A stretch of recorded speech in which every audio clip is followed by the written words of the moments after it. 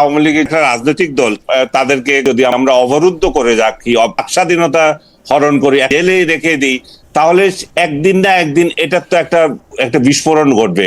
ভুল স্বীকার না করে ক্ষমা না চেয়ে আওয়ামী লীগের পক্ষে প্রত্যাবর্তন সম্ভব কিনা? সম্প্রতি ডয়েচে ভেলে প্রকাশিত সাক্ষাৎকারে মানবাধিকার বিশেষজ্ঞ আইরিন খান বলেছেন যে আওয়ামী লীগের উচিত ভুল স্বীকার করা এবং ক্ষমা চাওয়া, কিন্তু এখন পর্যন্ত আওয়ামী লীগ নিজেদের কোনো ভুল স্বীকার করার পথে হাঁটে নাই। তারা জুলাই আন্দোলন নিয়ে ষড়যন্ত্র তত্ত্বটাই বেশি করে বলতেছে। আনিস ভাই যদি একটু মন্তব্য করতে। এখন একটা রাজনৈতিক দল কিভাবে আগাবে না আগাবে সেটা তো তাদের বিষয়, তারা আসতে পারবে কি না পারবে সে বিষয়ে তো আমি ব্যক্তিগতভাবে বলতে পারবো না। কিন্তু নাগরিক হিসাবে আমি বলবো যে বাংলাদেশ এখন যেদিকে যাচ্ছে, যেদিকে অগ্রসর হচ্ছে, সেটা একটা পক্ষ মনে করতেছে যে আমরা এমন এগিয়ে আছি, আমাদেরই রাজত্ব থাকবে, অন্যদের রাজত্ব থাকবে না। কিন্তু এই দিন তো বেশি দিন চলবে না। এটা আপনার একটা পক্ষকে যদি আমরা অবরুদ্ধ করে রাখি, একটা পক্ষের বাকস্বাধীনতা হরণ করি, একটা পক্ষকে আমরা জেলে রেখে দিই, তাহলে একদিন না একদিন এটার তো একটা বিস্ফোরণ ঘটবে। সেই বিস্ফোরণটা কি? সেই বিস্ফোরণটা গৃহযুদ্ধের দিকে যাওয়া। ভুল স্বীকার করার কোনো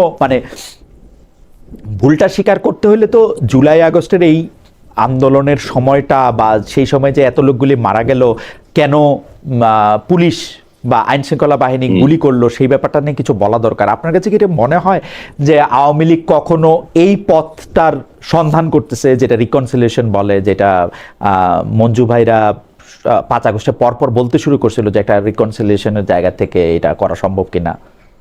আপনার এটা মনে হয় যে আওয়ামী লীগ এটা করতে চাচ্ছে? না, আওয়ামী লীগ মনেই করতেছে যে এটা ষড়যন্ত্র হয়েছে? না, ষড়যন্ত্র হয়েছে। আওয়ামী লীগের যে বক্তব্য দেয়, তাদের মতো তারা যদি বুঝাতে পারে যে ষড়যন্ত্র হয়েছে, সেটা যেমন কিছু কিছু ক্ষেত্রে সত্যতা পাওয়া যায়। বাংলাদেশে রিকনসিলিয়েশনটা তো সরকার, বিরোধী পক্ষ, সবার পক্ষ থেকেই জরুরি।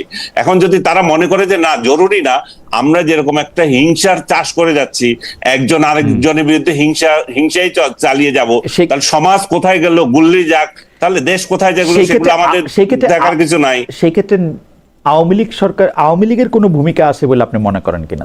সরকারের অবশ্যই ভূমিকা আছে। আওয়ামী লীগ তো একটা পার্ট না, তারও ভূমিকা আছে, সরকারেরও ভূমিকা আছে, এবং বহির্বিশ্বেরও ভূমিকা আছে।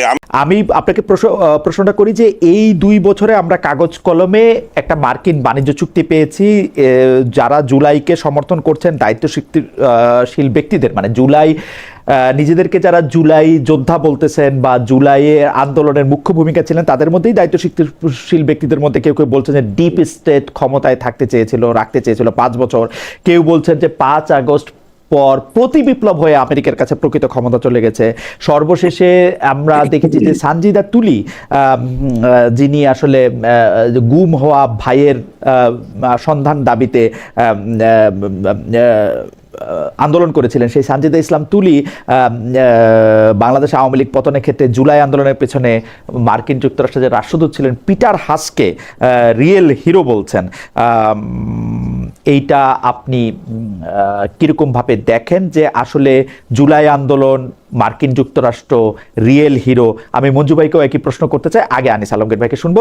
আর আনিস ভাই, আপনি আপনার জন্য একটা প্রশ্ন, যে আপনি কোনো এক অনুষ্ঠানে গিয়ে আপনি এ কথা বলেছিলেন যে একজন, ইটস আলম শফি, উনি বলছেন যে আপনি বলেছিলেন যে, বা যিনি সঞ্চালক ছিলেন তার সঙ্গে সুর মিলিয়ে আপনি বলেছিলেন যে হাসিনার 17 বছরকে হার মানিয়েছে গত 2 বছর। উনি জনগণকে বলবেন কিভাবে হাসিনার আমলের গুম খুনকে হার মানালো গত 2 বছরে থাকা সরকারগুলো?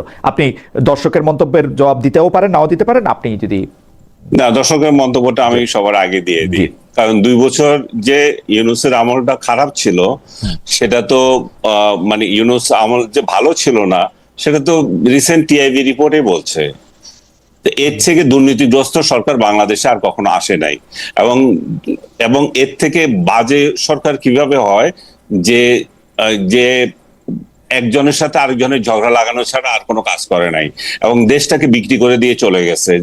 যে আলোচনা আপনি প্রথমে করছিলেন, সেটারই প্রসঙ্গ এখানে আসলে।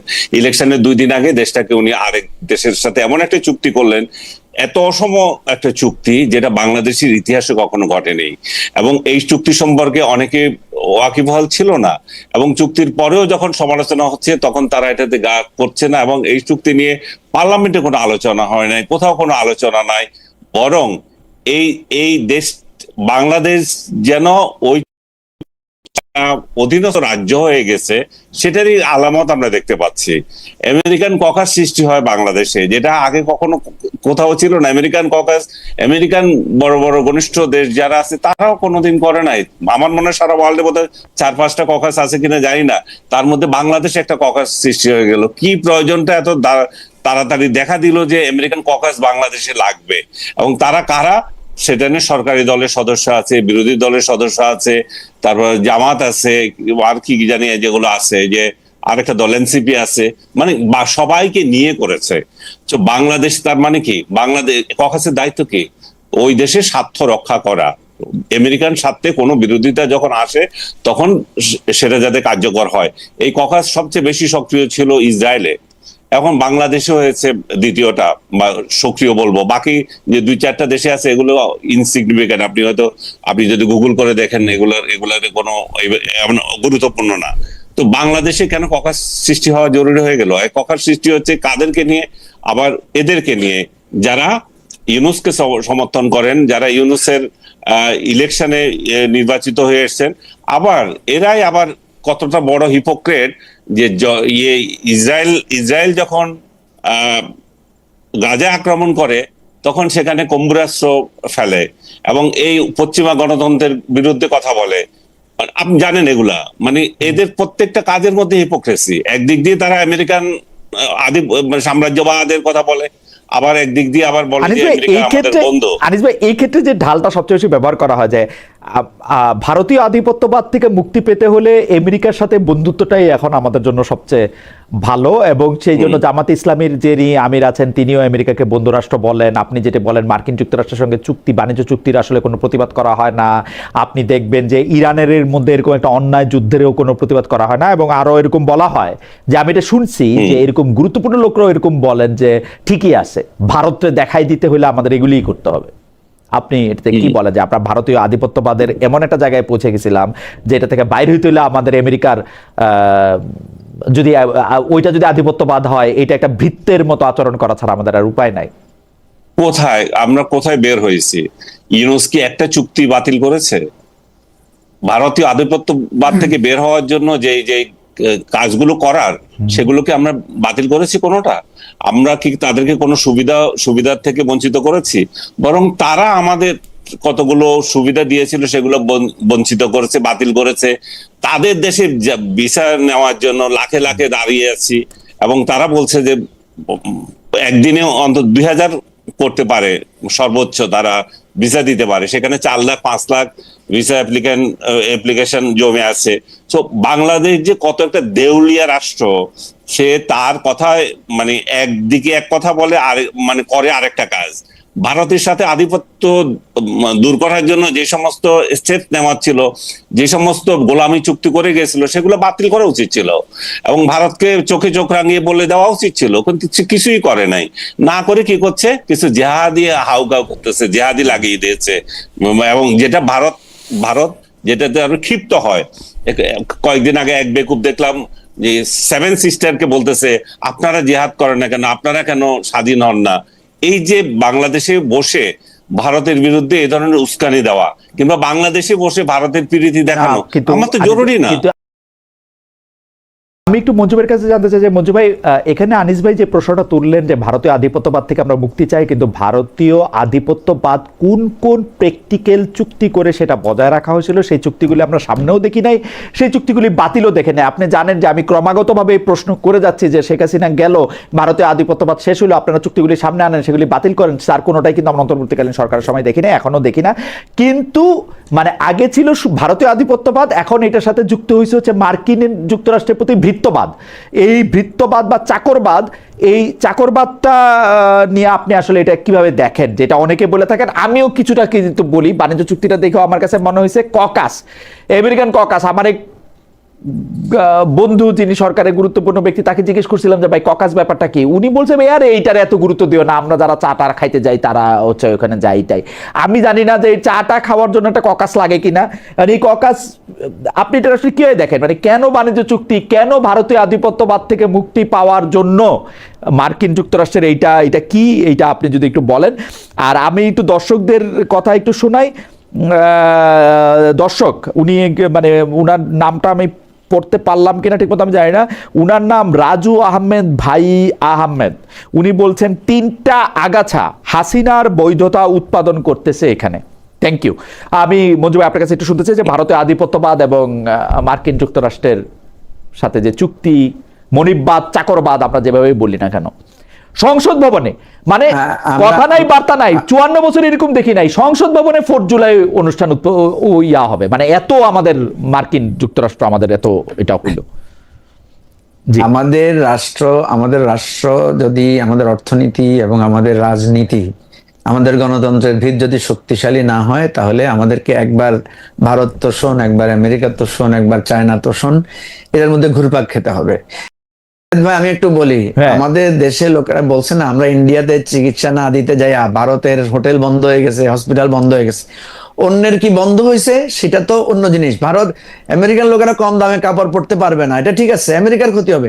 আমার গার্মেন্টস গুলো কি হবে? আমরা কোথায় ভাই আমার গার্মেন্টস ক্ষতি হওয়ার আগে আপনি তো আমার কৃষকদের মাইরা ফেলতেছেন, আপনি তো বলতেছেন ওইখান থেকে কৃষিজ পণ্য আনতে। এটা কোন চুক্তি? আপনি চুক্তি একপাক্ষিক হয় নাকি? আপনি মঞ্জু ভাইকে এগুলো বোঝানো যাবে না। মঞ্জু ভাই এগুলি আমি বুঝতেছি না যেগুলি মঞ্জু ভাই আমাদের বুঝাইছে সারা জীবন, হঠাৎ করে আমি মুগ্ধ, উনি আপনাকে বলি মুগ্ধ, এগুলো ওনার এগুলো চোখে লাগবে না। আমি আপনাকে বলি, প্রথম কথা হচ্ছে আমরা কেউ কারো প্রেমে মুগ্ধ না। কারা প্রেমে মুগ্ধ ছিল, কারা প্রেমে অসম চুক্তি হলো, সেটা এরকম একটা অসম চুক্তির পক্ষে আপনি মঞ্জু ভাই বলতেছেন, আমার এটা বিশ্বাস করা কঠিন। যাই হোক আমি অন্য প্রসঙ্গে যাই, এটা আপনার ব্যাপার, আপনি অন্য প্রসঙ্গে যান।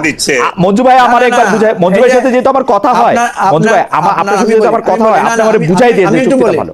প্লিজ আমি একটু বলি, জি এই যে সমস্যাটা এখানেই, সমস্যাটা আমাদের এখানে। আমরা যখন কোনো আলোচনা করতে বসি, যখনই আপনার বিপক্ষে যাবেন তখন আপনি একটা ট্যাগ দিবেন, তখন আপনারটাই শুনতে হবে। না না মঞ্জু ভাই আমরা তো আপনাদের শুনলাম 15 মিনিট, আপনি তো 10 মিনিট ধরে বক্তব্য দিলেন একইটাই। না না আনিস ভাই ট্যাগের কথা বলতেছি না, আমরা 15 মিনিট আপনি যুক্তি দেন না। এই যে আনিস আলমগীর দেখেন নিজেকে এখন এই যে নিজেই ট্যাগের বিরুদ্ধে বলে নিজে একটা ট্যাগ দিয়ে দিল, এই যে কথা কাজের মিল নাই।